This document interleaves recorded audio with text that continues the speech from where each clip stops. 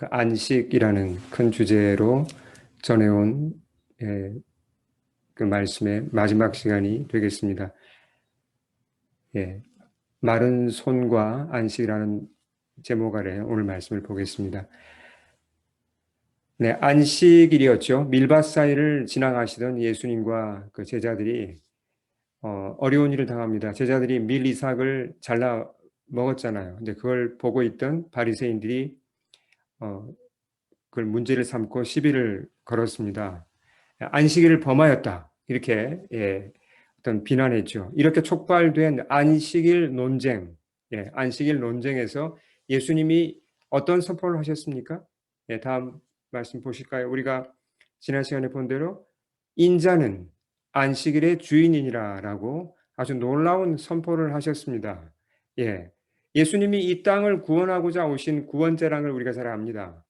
근데 우리가 지금까지 쭉 살펴본 바와 같이 예수님이 주시는 이 구원이라는 것이 안식, 참 안식과 직결되어 있습니다. 그런 면에서 예수님이 구원하러 오신 것도 맞지만 좀 다르게 표현하면 우리에게 이 세상 사람들에게 안식을 주고자 오셨다고도 우리는 얘기할 수 있습니다. 예.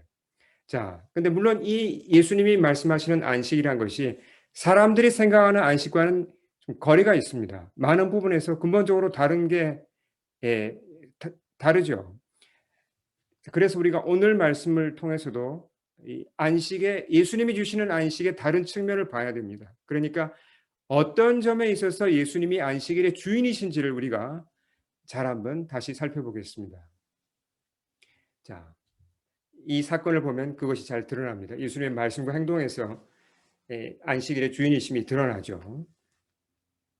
어, 자, 어떤 사건이었습니까? 그날도 안식일이었습니다. 회당에 들어가서 예수님이 가르치시죠. 자, 거기에 사람들의 이목을 끄는 어떤 사람이 한 명 있었습니다. 다음 보실까요? 누구였습니까? 한쪽 손이 마른 사람이 있었다 그랬습니다. 손이 말랐다. 이 표현은 손이 뭔가 이렇게 문제가 있어서 마비가 되어서 제 기능을 하지 못한다는 걸 얘기하죠. 예, 아주 심각한 장애입니다. 자, 한 손을 못 쓰면 어떤 불편함이 있을까요? 그 당시는 사람들이 농사를 짓거나 목축이를 하는데 한 손을 쓰지 못하니까 그냥 두 손이 아니라 한 손만으로 할 수 있는 일은 별로 없습니다. 얼마나 불편했겠습니까? 그러니까 이 참 경쟁이 치열한 그 세상에서 이 너무나 쉽게 낙오하는 거죠. 손이 하나밖에 없으니까요. 네. 거기다가 그 누가복음 6장 같은 사건을 묘사한 누가복음 6장을 참조하시면 그 마비된 손이 오른쪽 손이었습니다. 예, 오른손. 유대인들이 참 재미있는 부분이 많아요. 예. 이 사람들도 그 오른손을 강조합니다. 한국인과 비슷한 그런 전통이 있어요. 그러니까 왼손잡이를 무시합니다. 예. 특히 이제 과거에는 그랬다고 합니다. 그러니까 특히 이 사람이 오른손을 못 쓰니까 더 이제 사람들 보기에 좀 문제가 있는 거죠. 자기도 불편하고. 그러니까 이게 그냥 신체적으로 불편할 뿐만 아니라 정신적으로도 굉장히 많은 여러 스트레스를 받고 그런 이제 어떤 눌림을 당하는 그런 사람이라는 것을 알 수 있죠. 참 이 한 손을 못 쓴다는 게 이게 참 별거 아닌 것 같지만 실제로 우리 신체 한 부분이 이렇게 아프거나 잘 못 쓰게 되면 비로소 우리가 알게 돼요. 얼마나 이게 참 불편하고 힘든지.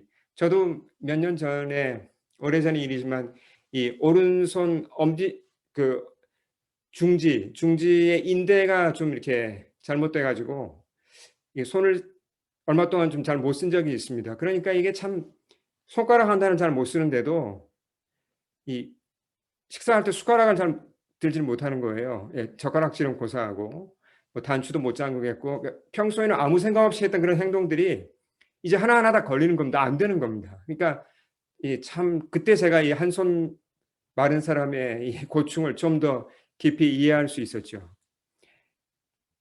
사람들은 누구나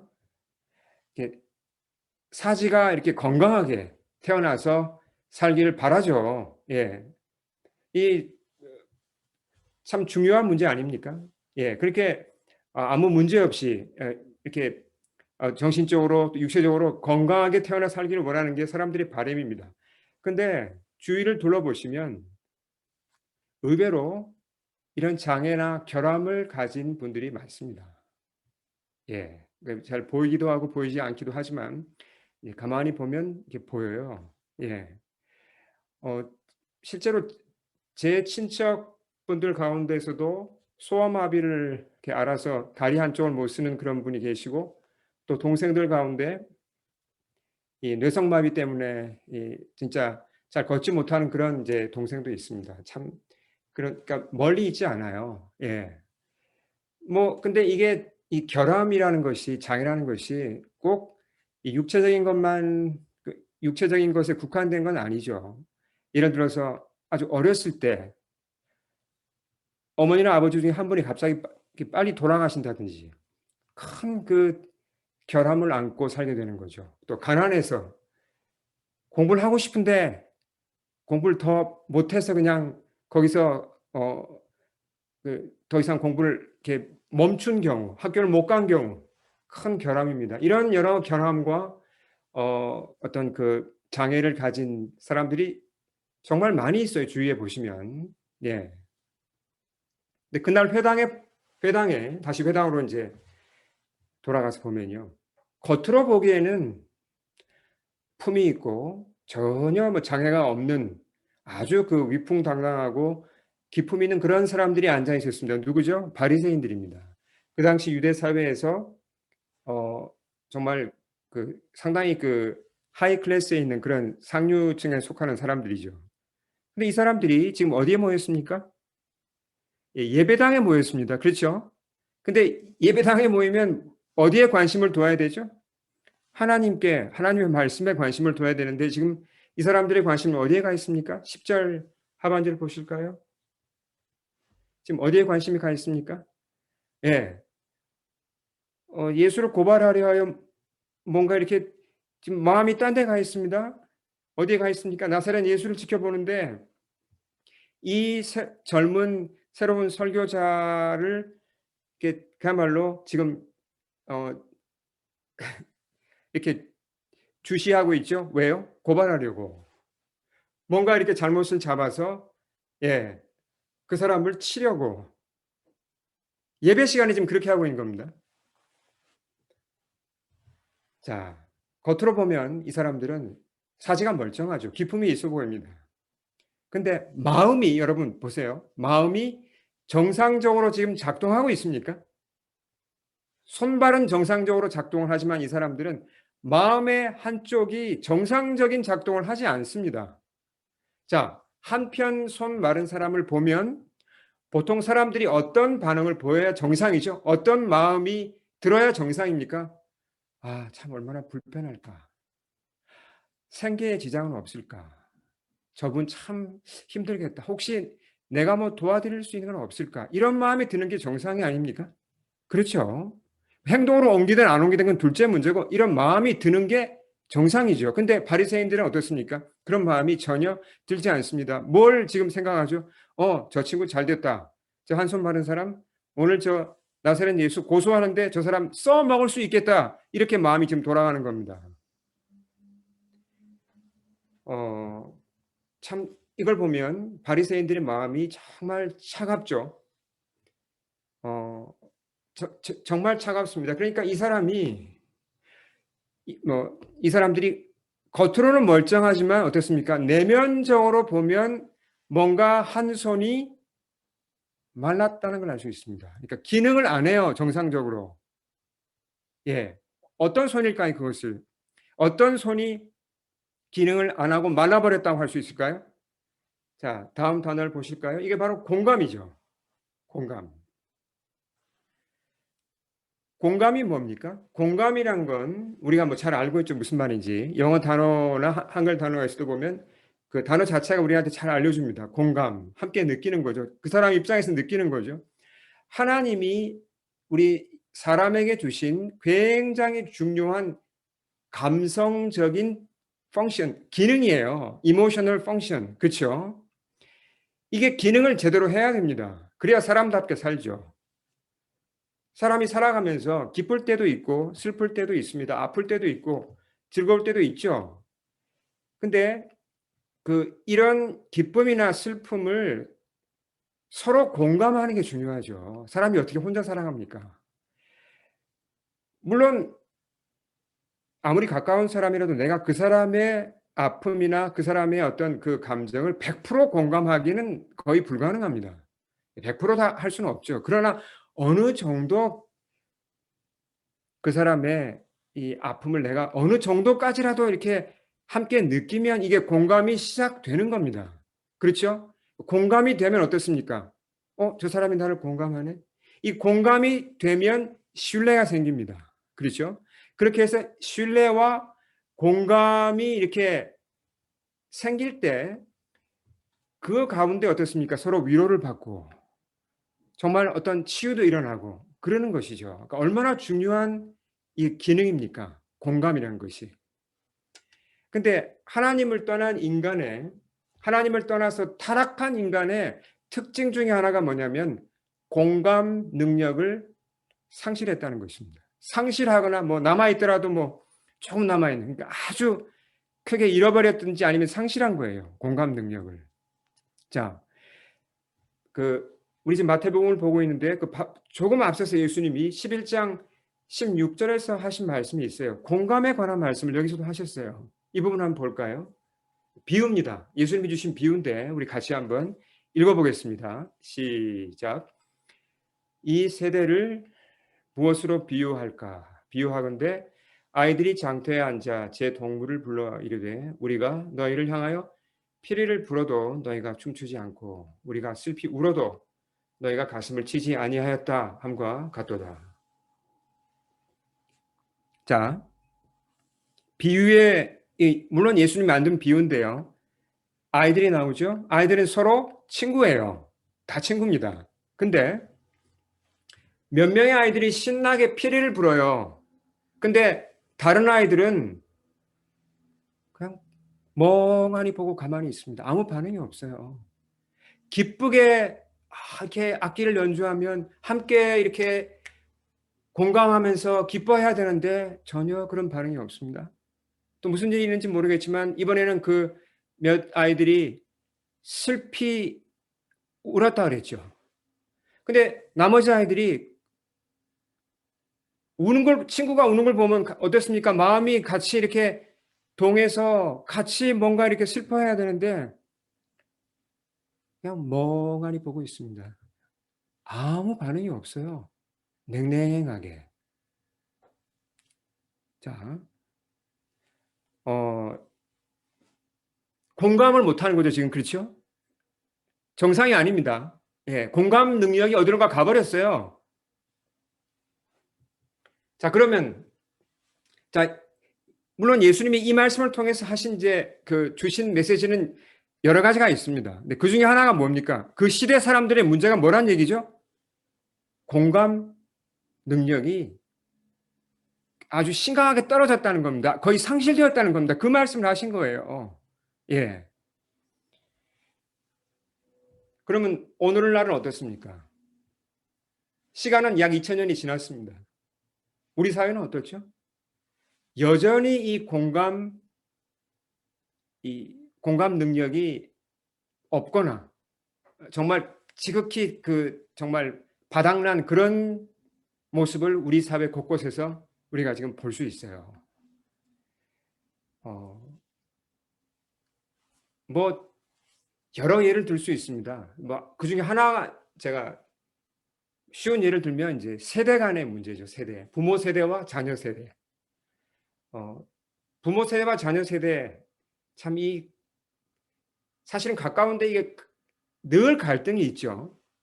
참 이 갈등을 풀기 어렵습니다. 왜 이렇게 세대 간의 갈등이 참 어려울까? 공감이 잘 안 되는 겁니다. 오늘 말씀에 기초해서 보면. 자, 어떤 문제가 발생했습니다. 뭐 상대방이 뭘 잘못했어요. 그럼 문제가 터졌어요. 그러면 뭘 잘못했지? 너 이거 잘못했지. 당신들이 이거 잘못했지. 잘못을 지적하는 게 먼저입니까? 아니면 공감하는 게 먼저입니까? 어, 왜 이럴 수밖에 없었을까? 아, 무슨 문제가 있어서 이렇게 됐지? 이렇게 공감을 하고 서로 대화하면서 그렇게 마음이 통하는 가운데 문제를 해결해도 늦지 않은데 보통 그렇게 합니까? 아니면 문제부터 지적합니까? 당신들 이거 뭐야? 잘못했잖아. 단체 간 이렇게 서로 지적합니다. 개인 사이에서도 너 이거 틀렸어. 왜 이랬니? 이렇게 하려면 아예 하지 마. 뭐 이런 식으로 이제 그냥 문제를 지적합니다. 공감을 생각을 잘 못하는 거예요. 자, 의학 전문가들에 의하면요. 특히 정신의학 쪽에서 전문가들에 의하면 어린 아이일수록 부모가 그 아이한테 공감해 주는 게 정말 중요하다고 합니다. 그게 기쁜 일이든 슬픈 일이든. 예. 기쁜 건 어떻습니까? 애가 뭘 잘했을 때 작은 거라도 막 칭찬해 주고 막 기뻐해 주고 애가 뭔가 이렇게 막 불편해서 울거나 짜증을 낼 때 그걸 알아주고 이렇게 빨리 공감해주고 이런 어떤 그 아이의 그 감정에 어떤 깊이 공감해주는 것이 정말 중요하다고 해요. 예. 물론 우리가 이걸 잘 알고 있습니다. 그 엄마 태중에 있을 때부터 유아기, 아동기, 청소년기 이렇게 거치는 동안에 충분히 공감받고 그렇게 자라는 아이들이 정서적으로 안정된다는 것 알고 있어요. 근데 저도 이번에 새로운 사실 하나 알았는데요. 이게 정서적으로 끝나는 게 아니더라고요. 두뇌 발달 자체에 직접 영향을 끼치는 겁니다. 예. 자, 그, 한 단어를 제가 한번 이게 잘 안 쓰는 단어이기 때문에 다음 화면에 보시면 우리 뇌 가운데 전두엽이라는 부분이 있다고 합니다. 예. 뇌 한 부분인데요. 그, 이 부분이 어떤 역할을 하냐면 감정 조절을 하고 공감하는 역할을 한다고 해요. 그러니까 전두엽이 잘못되면 감정 조절이 잘 안 됩니다. 그리고 공감도 잘 못하는 거예요. 사람의 몸이 참 신기하죠. 우리의 이 신체와 그러니까 우리 뇌와 우리의 정신이 사실 많이 이렇게 연결되어 있지 않습니까? 근데 이 전두엽이 잘 발달돼야 되겠죠. 이게 발달 안 되면 어떻게 된다고요? 예, 감정 조절이 잘 안 되고 공감이 안 되는 겁니다. 근데 전두엽은 그럼 어떻게 잘 발달하고 어떻게 잘 자라는가? 아이한테 좋은 음식만 먹인다고 이게 되는 게 아니라고 해요. 이 부분이 뇌에서 전두엽이 발달되고 성장하려면 부모가 아이한테 공감을 많이 해줘야 돼요. 계속해서. 사랑을 쏟는데 그 사랑의 중요한 한 부분이 아이를 공감해주는 사랑이죠. 기쁨도 공감해주고 슬픔도 공감해주고 그렇게 할 때 이 아이의 전두엽이 잘 발달하고 잘 성장한다고 해요.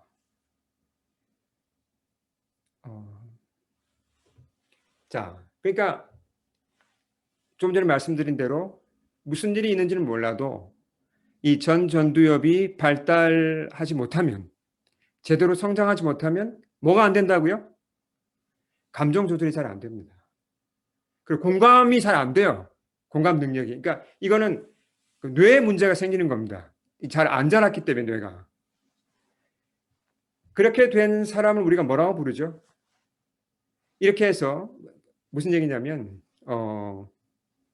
전두엽이 잘 발달되지 못할 경우에 극단적인 경우에는 바로 사이코패스가 되는 것입니다.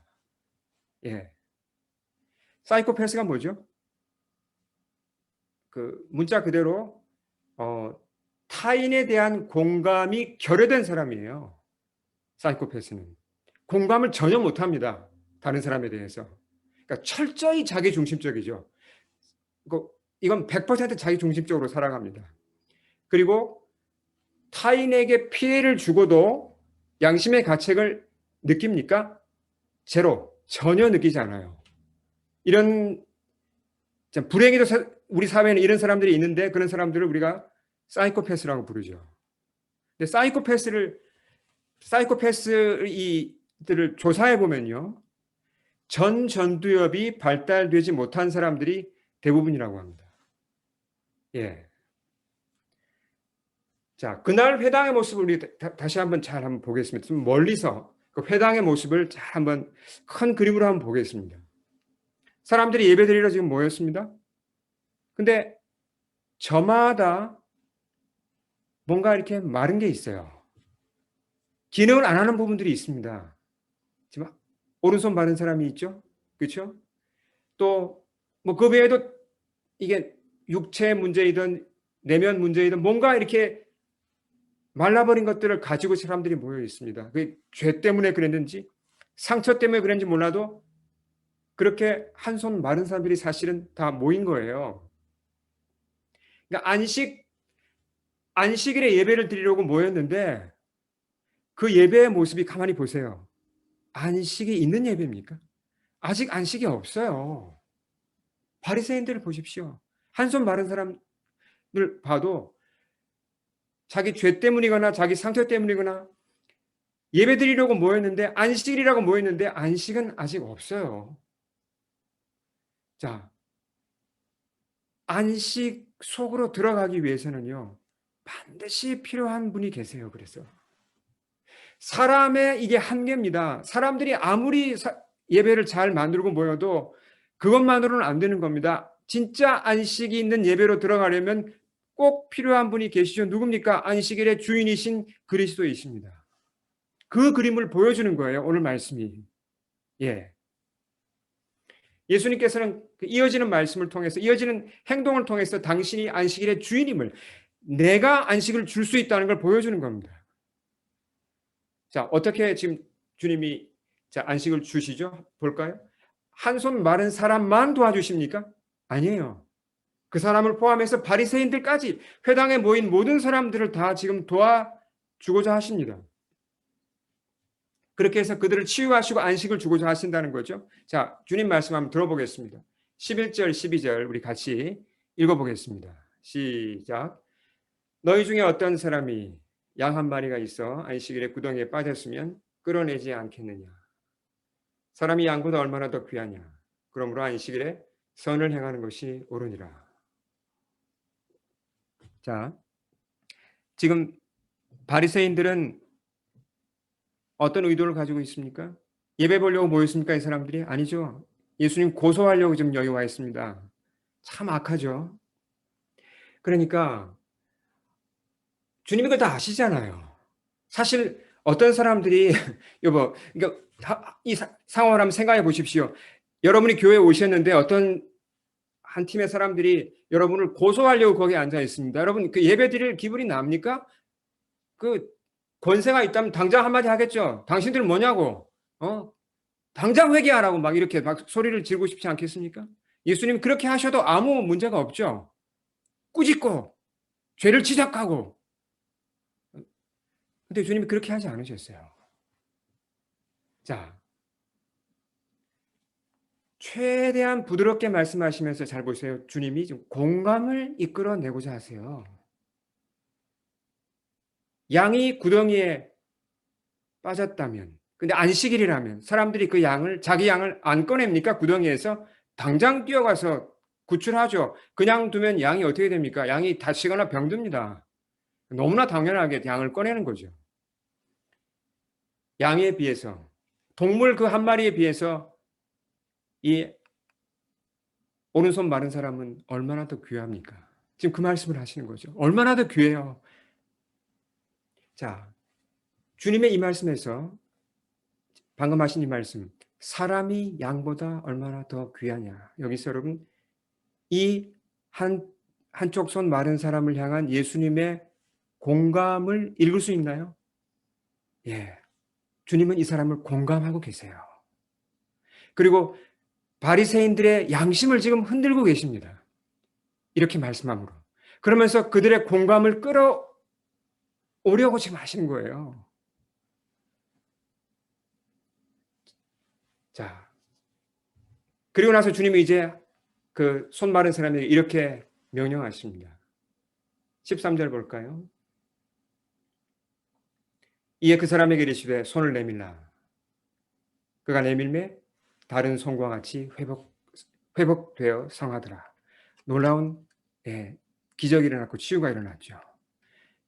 권능의 주님이십니다. 사랑의 주님이십니다. 그 주님이 이 사람의 손을 치유해 주셨죠. 바리새인들은 이 장면을 다 목격했어요. 바로 눈앞에서, 현장에서. 이걸 보면 어떻게 해야 됩니까? 마음이 열려야죠. 주님께 내가 잘못했구나. 지금까지 잘못 생각했구나. 아니구나. 이분이 진짜 그리스도가 맞구나 하고 그분 앞에 무릎을 꿇어야 되는데 그게 아닙니다. 전혀 듣지 않아요. 공감이 안 됩니다. 전혀 공감이 안 돼요. 아니 어떻게 이 놀라운 기적을 보고도 이 말씀을 듣고도 공감이 안 됩니까? 어떤 반응을 보였다고요? 다음 14절을 보시면요. 어떻게 하면 나사렛 예수를 죽일까? 이 생각하는 겁니다. 자, 바리새인들이야말로 누구에 가깝죠? 사이코패스에 가까워요. 공감 능력 제로입니다. 물론 예수님이 나중에 이런 사람들을 위해서까지 십자가를 지시죠. 네. 그러니까 이 바리새인들은 겉으로 보기에는 뭐 너무나 말씀도 많이 알고 너무나 뭐 아주 깨끗하고 거룩하게 살아갑니다. 그러나 공감을 못해요. 너무나 병든 사람들이죠. 자, 우리 한번 다시 한번 제가 이런 질문을 드립니다. 다른 사람의 기쁨이나 또는 슬픔에 공감한다는 것이 여러분 쉬우십니까? 어려우십니까? 나는 참 쉽다. 그런 분 혹시 계세요? 공감이 정말 잘 된다. 아니면 공감하는 게 참 어렵다. 예. 아마 주로 어렵다는 쪽에 아마 손을 많이 드실 것 같은데요. 우리 사회가 보시면 점점 더 개인주의가 되어가죠. 인디비듀얼리즘. 예. 그러니까 점점 더 개인주의가 강해진단 말은 점점 더 공감이 적어진다는 얘기 아닙니까? 사람들 사이에 벽은 점점 더 높아진다는 얘기죠. 예. 여러 차이들이 있습니다. 뭐 세대 차이, 문화 차이, 언어 차이, 성격 차이, 취향 차이, 뭐 여러 차이들이 이제 뭐 정말 점점 더 늘어나요. 뭐 이제 세대 차이도 옛날에는 한 20년, 25년인데 지금은 뭐 5년 단위, 3년 단위로 세대 차이가 나지 않습니까? 나와 맞지 않는 사람들이 점점 더 많아지는 것 같아요. 그래서 사람들이 이런 푸념을 이렇게 늘어놓기가 쉬워요. 저 사람 참 내가 공감하려고 애를 써봤는데 안 됩니다. 저도 애를 써봤는데 공감이 안 되네요. 저도 힘듭니다. 저 그냥 포기할래요. 공감 포기할래요. 이런 말들이 나오는 거죠. 예. 네, 사실 이 차이와 벽을 우리가 이렇게 얘기하자면 먼저 얘기해야 될 게 있습니다. 가장 높은 벽은 누구와 누구 사이의 벽이었죠, 사실은? 예수님과 사람 사이의 벽이에요. 아닙니까? 예. 자, 그분은 창조주이시고 전능하시고 우리는 피조물이고 유한한 존재입니다. 공간하고 시간 속에서 그냥 겨우 살아가는 그분하고는 상대가 안 되는 그런 존재입니다. 엄청난 갭이 있죠. 예. 정말 그리스도와 사람의 차이를 어떻게 우리가 무엇에 비교할 수 있을까요? 개미하고 사람의 차이 크죠. 예. 근데 그리스도와 사람의 차이가 개미하고 사람 차이 어떤 게 더 클까요, 여러분? 한번 생각을 해보십시오. 개미하고 사람 얘기를 했는데, 예. 개미하고 저 사이에 이 공감이 가능할까요? 예. 강아지하고는 조금 공감이 되는 것 같습니다. 근데 개미가 되면 이게 무슨 공감이 되겠습니까, 거기서? 공감될 수가 없죠. 어떻게 개미가 저의 슬픔과 저의 기쁨을 뭐 이해하겠습니까? 이 말이 안 되는 얘기죠. 예수님은 하나님이시잖아요. 근데 사람이 되어 이 땅에 오셨죠. 물론 예수님이 사람이 되신 첫째 목적은 우리를 대신해서 죽기 위함입니다. 그래서 우리를 대속하기 위함이죠. 근데 또 다른 목적이 있습니다. 그걸 히브리서가 우리한테 얘기해 주는데 우리 같이 한번 읽어보겠습니다. 4장 15절 같이 읽겠습니다. 시작. 우리에게 있는 대제사장은 우리의 연약함을 동정하지 못하실 이가 아니요 모든 일에 우리와 똑같이 시험을 받으신 이로되 죄는 없으시니라. 자, 예수님의 다른 이름이 대제사장이죠. 하나님과 우리 사이에 다리를 놓는 역할을 하시는 분인데, 자, 하나님인데 사람이 되어 오셨습니다. 그래서 사람이 겪을 수 있는 거의 모든 아픔과 시련과 고난을 다 당하셨죠. 그 얘기를 지금 히브리서에서 하고 있는 겁니다. 자, 예수님이 겪은 아픔들, 고난들 한번 간략하게 정리를 해볼까? 어떤 걸 겪으셨죠? 배고픔 겪었습니까? 물론입니다. 피곤, 가난, 미움, 조롱, 배신, 버림 이거 다 당해보셨어요. 거기다가 실제로 육체적으로 채찍에 맞고 고문당하고 십자가에 못 박혀 죽으셨죠. 그러니까 거의 사람이 받을 수 있는 최악의 그런 시련과 아픔을 다 당해보셨습니다. 그렇기 때문에 직접 몸소 겪어보셨기 때문에 우리를 어떻게 한다고 지금 얘기합니까? 이 단어를 잘 보세요. 우리를 한글 성경에는 동정이라는 표현을 썼는데 이게 영어 표현에 보시면 sympathize라고 그랬죠. 이게 공감입니다. 우리를 공감한다는 거죠. 우리 자리에서 우리처럼 그걸 우리 아픔을 느끼실 수 있다는 겁니다. 왜요? 몸소 겪었기 때문에. 머리로만 한 게 아니라 실제로 그분이 겪었습니다. 자, 그래서 우리가 예수님이 이런 분이구나 하고 이 예수님을 보다 깊이 알아야 돼요. 무슨 얘기냐면 예수님을 알되 나를 공감하시는 그분을 내가 알고 그분을 만나야 합니다.